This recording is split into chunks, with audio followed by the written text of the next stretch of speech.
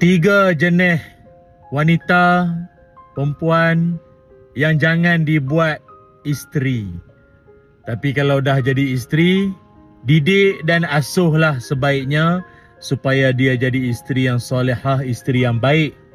Tapi kalau tengah mencari, memilih, tengah ada peluang untuk buat pilihan, janganlah pilih tiga jenis wanita ini. Pertama sekali, jangan pilih wanita yang bermulut jahat, mulut celupar. Mulut kalau dia rasa dia nak maki, dia nak kutuk, dia rasa dia nak mencarut suka hati dia saja. Segala binatang ke apa, habis dia keluar. Mulut jahat macam tu, macam manalah agak nak didik anak-anak nanti kan. Yang keduanya adalah jangan pilih wanita yang tak suka jaga maruah diri.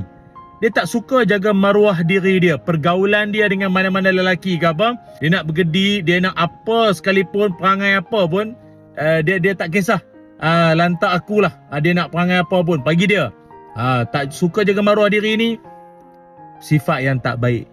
Dan yang ketiganya adalah jangan pilih wanita yang tak suka, malah benci untuk beribadah. Kalau mungkin kita nasihatkan dia, apa-apa masalah kan, kita kata Allah Ta'ala berfirman, Nabi bersabda, dia kata tak, jangan duk nasihat ayat Quran, hadis-hadis semua tak mau dengar. Nasihatlah benda lain. Dia tak suka hal-hal agama, hal ibadah, dia tak suka.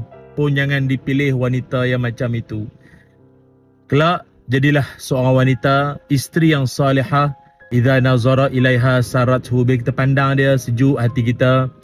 Wa idza amaraha ata'athu, bila kita minta, kita arahkan, dia ikut dan dia taat dengan sebaiknya. Wa idza ghaba anha hafizathu, bila ketiadaan suami tu pula, dia akan menjaga harta suami dia, dia jaga maruah diri dia dalam jaga